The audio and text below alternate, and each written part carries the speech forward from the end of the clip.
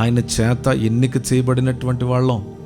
మన కొరకు మన రాజు ప్రాణం పెట్టి మనల్ని కొనుక్కున్నాడండి. విలువైనటువంటి వ్యక్తివు నువ్వు. నీ కొరకు వెల చెల్లింపబడింది. ఇంత విలువగా నువ్వు మార్చబడ్డావంటే నీ కోసం వెల చెల్లింపబడింది. నీకున్న ప్రతిదీ కూడా చెల్లించాడు. నువ్వు చెల్లించవలసిందంతా ఆయన చెల్లించేశాడు. ఒకరోజు నేను నా భార్య బిడ్డలు ఒక రెస్టారెంట్కి వెళ్ళి భోంచేస్తున్నాం. బాగా చిన్నప్పుడు, మా పిల్లలు చిన్నప్పుడు, చిన్నోళ్ళు అనమాట. బాగా ఎప్పుడు ఇది జరిగి ఒక 7-8 సంవత్సరాల పై మాటే. ఒక రెస్టారెంట్లో భోజనం చేస్తున్నా అనుకోకుండా ఒక పరిచర్కి వెళ్ళొచ్చి భోజనం చేస్తుంటే ఈ లోపల ఒక అద్భుతమైనటువంటి దైవజనులు అక్కడికి వచ్చారు. నేను బాగా పరిచయస్తులు, నాకు చాలా ఇష్టమైనటువంటి దైవజనులు. ఆయన వేరే దైవజనులు దోచుకుని నా ఎదురుగుండా కూర్చున్నారు. నేను భోజనం చేసిన ఆయన చూడలేదు. ఈ లోపల నేను భోజనం చేసేసిన తర్వాత బిల్లు పట్టుకు రమ్మా అన్న. సార్ మీ బిల్లు ఒకరు పే చేస్తానన్నారు సార్, మీరు వెళ్ళిపోవచ్చు అన్నారు. ఇంకేమైనా కావాలంటే తినమన్నారు సార్ అన్న. నా బిల్లు ఇంకొకరు ఎవరు పేరు చేయడం ఏంటి? ఇక్కడ మేము అయిపోయింది కదా, భోజనం చేసాం, మా బిల్లు మేము కట్టుకుంటే ఎవరు కడతారని చెప్తే ఎవరాయని చూపించమంటే ఆ చివరి టేబుల్ మీద కూర్చుని ఆయన సార్ అన్నారు. తీరా చూస్తే నాకు తెలిసిన దైవజనులు.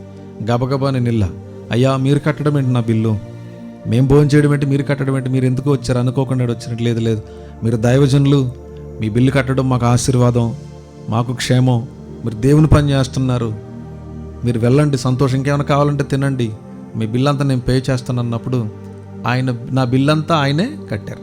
నేను కట్టవలసినటువంటి పని ఏం లేదు, నా బిల్లంతా ఆయనే కట్టారు. ఇన్ ద సేమ్ వే నువ్వు అనుభవిస్తుందంతా కూడా ఎవరు చెల్లించడం వల్ల అనుభవిస్తున్న ఆరోగ్యం కానీ, ఆశీర్వాదం కానీ, విడుదల కానీ, క్షేమము కానీ, స్వస్థత కానీ ఎలాగొచ్చింది?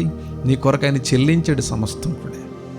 నీ కొరకు ఆయన చేసినటువంటి కార్యం, నీకు బదులుగా విమోచన క్రయధనముగా ఆయన చేసినటువంటి కార్యాన్ని నువ్వు గమనించుకుంటూ విశ్వసిస్తూ, నేను విలువైనటువంటి వ్యక్తిని నువ్వు నమ్మాలి. యేసు ప్రభుని నమ్మడం అంటే అర్థమేంటో తెలుసా? నీవు విలువైనటువంటి వ్యక్తివని నమ్మాలి, నువ్వు ప్రయోజనమైనటువంటి వ్యక్తివని నమ్మాలి. నువ్వు నిష్కారణంగా ఈ లోకంలో ఉండడానికి దేవుడు నిన్ను కలగజేయలే. నిన్ను ప్రయోజనపరచుకోవడానికి, నిన్ను ఆశీర్వాదకరంగా మార్చడానికి, నిన్ను అనేక మందికి దీవెనకరంగా మార్చడానికి, నిన్ను స్థిరపరచడానికి, నీ ఆలోచనలు, నీ ఉద్దేశాలన్నింటినీ కూడా ఏ రీతిగా చక్కదిద్దాలో. నరుని ఆలోచనలు అనేకములు ఉంటాయి, కానీ దేవుని చిత్తమే నెరవేరుతుందని బైబిల్ చెప్తుంది. అల్టిమేట్గా ఆయన మాట నెరవేరుతుంది. ఇందాక ప్రారంభంలోనే చెప్పా, రాజ్యంలో ప్రెసిడెంట్లు, ప్రధానమంత్రులు, ముఖ్యమంత్రులు, ఎమ్మెల్యేలు, ఎంపీస్ ఎవరు ఉండరండి. కింగ్, రాజు ఉంటాడు. రాజు మాటే ఫైనల్. నువ్వు ఎన్నైనా చెయ్యి, ఎప్పుడైతే ఆయన రాజుగా నీ హృదయంలో స్వీకరిస్తావో, రక్షకుడిని అనుభవిస్తావో, ఆయన తండ్రిగా ఎప్పుడైతే నీ జీవితంలోకి వస్తాడో, ఆయన మాటే నీ జీవితానికి తీర్మానం. ఆమేన్ చెప్పాలి.